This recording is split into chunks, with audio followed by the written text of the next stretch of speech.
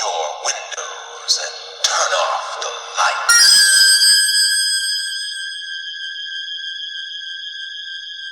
Welcome to the Michael Myers Minute, where we delve into the 1978 horror classic Halloween 1 minute at a time. I'm your host, Robert Black. Minute 33. And I'm at... Hold on. Minute 33, Michael pulls his stolen station wagon to the side of the road. Annie and Lori approach Nichols Hardware in Annie's car. We are at the intersection of Meridian Avenue and Mission Street in South Pasadena, California. But we've got more important things to talk about. First, we've got a guest. Allison Waddell of Mean Girls Minute. Welcome, Allison. Thank you. I like your guys' intro. Thanks. I'm kind of new to the whole horror thing, but I really enjoyed this movie a lot, so I'm excited to talk about it. Good. Now, for that reason, and for reasons listeners will see, we're going to do guest questions first thing, rather than later. Allison, are you ready? I'm ready. Okay, question number 1. Have you ever murdered anyone, or do you plan to? No, I don't plan to. I think I maybe accidentally killed a couple ants. Maybe used a roach spray, but... Accidentally. Or maybe on purposely. But no, I never planned to kill an animal or a human. Okay, that's good. Question number 2. What is your favorite Mike Myers film, and why? Well, this one is interesting because I actually I thought that Mike Myers was a Canadian actor. He is. But he is, yeah. Oh, so what's my favorite film of his? See, listeners, she sent me a message a couple weeks ago. She had just realized that Mike Myers and Michael Myers were not the same person. Shout out to George Hendricks. So, I didn't know. So I'm not sure what she thought she was going to be watching. But you only just watched Halloween for the first time. Mm-hmm. Was it yesterday? Yes. And I really like it. I found out, I also messaged George yesterday being like, so Michael Myers is fictional? Yep. Yeah, I'm not very well informed. It's okay. We have a running joke on my podcast, send your hate mail to titanicminute@gmail.com. Nice. No, it's okay. You can send it to me, girls. You can't answer the question if you want, though. What's your favorite Mike Myers film? This one. The one I've seen. Okay, good answer. And number 3, who is the meaner girl? Annie or Linda? Who is the... Is this one a special question for me? That's tricky. Yeah. Linda's very dismissive of the boogeyman. Okay. But it kind of seems like Annie gives Linda a hard time when it comes to guys. I would say Annie.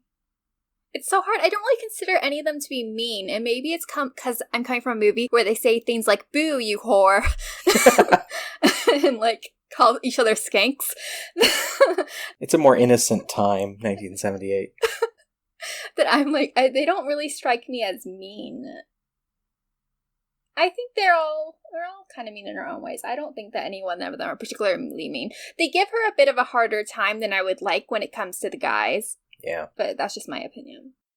They're very pushy. Well, yeah, the first line in this minute is Annie telling Lori to stop coughing. Which, I mean, it's a good thing to do at the time. They're approaching police cars. Yeah. And Annie's father. Yeah. Yeah, well, she can't really control it if she coughs, especially because they were just smoking. Right. But they don't want him to know that. No. And in the movie, there's no indication that he does know that. So they did a good job. In the novelization, he does smell it, but he doesn't say anything. Okay, so this is a novel? There was a novelization based on the script. Okay. That came out a year after the movie. But it has a lot of stuff that's not in the movie, so I come back to it from time to time. Okay, cool. Annie, just be natural, very you. Just be natural. Annie's car stops at the police cars. Lee Brackett strolls out to the car and leans down to the window. 7 people beside Brackett are standing around the front of Nichols Hardware. To the right of the entryway stand a woman and 2 men. To the left stand an older man, maybe Mr. Nichols, 2 women, and a young deputy. The store windows are decorated for Halloween. The window on the right includes some masks, including a Joker mask, a Harlequin/Jester mask, and what at first I thought might be a Sleestak from Land of the Lost, but it could be a Gorn from Star Trek, which, considering the usual theory is that Michael got his tricked-out William Shatner mask from the store, is interesting. Orange trick-or-treat bags and pumpkins. There's also a bicycle and what looks like a drill motor in that window on the right, as well as several balls. The window on the left has brooms on display, but they are on a vertical surface and angled as if marketed to a witch more than a housewife. There's also a watering can, a bicycle wheel, and a display of books. Second 12th, the window goes down. Power windows in 1978 seemed fancy to me, until I looked up and found out the first power windows in a car were introduced in the 1940 Packard 180 series. Yeah, they used to have the handle, right? Yeah. Yeah. Make me feel old. Yes, we used to have the handle. 1993, baby. But apparently the power windows went back as far as 1940. Okay. I learned weird things while doing this movies by minute format. I like the handle. Okay. I don't like it anymore. I'm spoiled by new cars. I experienced it once in a rental car. I liked it. Yeah. She used one of those car window handles once. This type of breaking edge stuff you get when Allison from Mean Girls Minute is on. Okay. Did you like the handle more or less than Halloween? Than the movie or than the holiday? The movie. The movie. I liked it. I liked the dynamic between the girls. Fun fact, I believe in the UK, Halloween is kind of like a new concept that they were introduced to by Americans, and I've heard that some of them are kind of like bitter. I don't know about bitter. Well, by that I mean that I watched Loose Women, which is like the equivalent of The View. Oh, okay. And they were sort of going off on how, why do we have to have Halloween? Fun fact. How about the holiday? Did you celebrate Halloween as a kid? Yeah, I did. I spent a lot of, well, when I was little, I went as Barney a lot. And then I went in a poodle skirt for a couple years. And then I went as a pink lady one time. From Greece? Like from Greece. Yeah. Nice. I didn't get to do Halloween as a kid, but I've already talked about it in this show, so that's fine. We can skip that. Uh-oh. Our church was against Halloween. It was pagan. We didn't celebrate it. Oh, really? Yeah.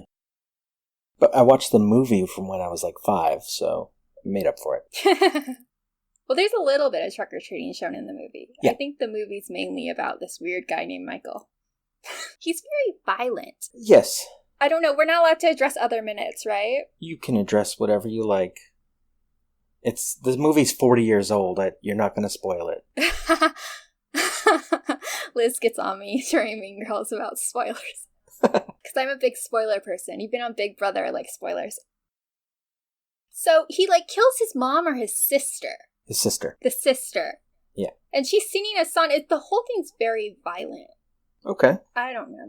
That's a troubled kid. You're not big on horror films. This is actually one of the less violent ones in terms of slasher films. Oh, no, yeah. It was very, PG, in terms of, what it showed. But I just think the idea of, a child killing their older sister is violent. Oh, yeah. You get to watch him do it. Well, you don't want to see that much. Then he kills a few more people. Yeah. Spoilers. I guess there's a whole, franchise. Yes, the new one coming out this year. At this point in the movie, he's only killed 2 people. We only saw one. His little halo above his head. Only killed 2. Yeah. He's just starting. He's innocent. He's still just a little 6-year-old. He just looks bigger. Young Jedi.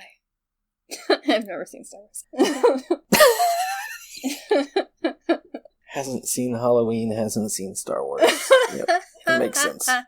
On Mean Girls, we play a game called, well, George does, because what movies hasn't Allison seen? Nice.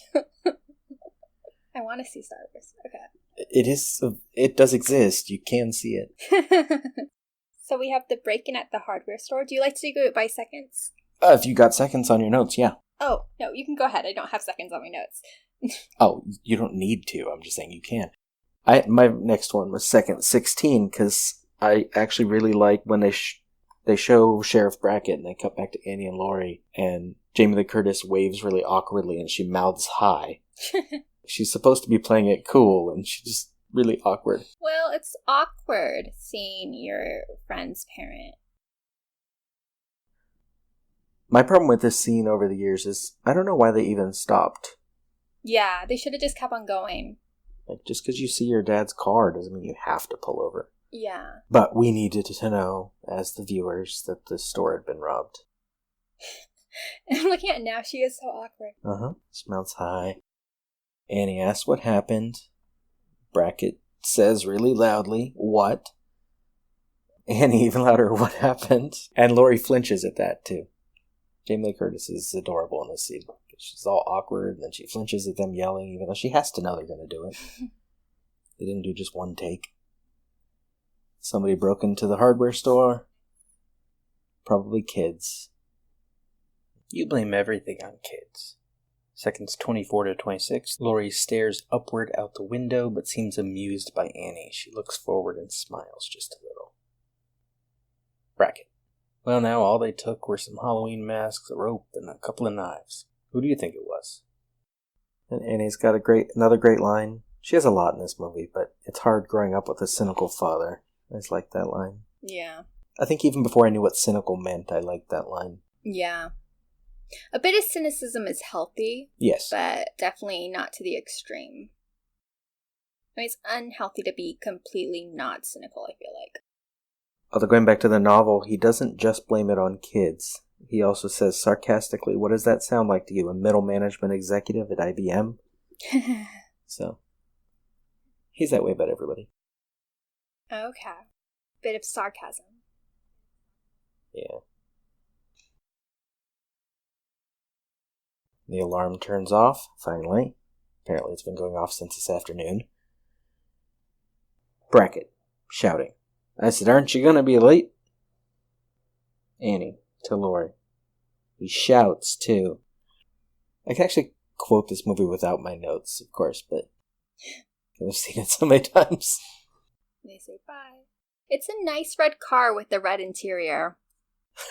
All the cars are very old. They all kind of look the same, all the cars. Well, a lot of the cars used in the movie, other than the station wagon, were owned by people who worked on the movie. Oh, okay. So it was like cars that were, I don't know, maybe popular in that year, or probably popular a few years earlier, because these were filmmakers who only recently got out of college. Okay. Now, you've only seen the movie once? Or did you watch it a second time? I watched it once with not good volume, and then I watched it a second time. Okay.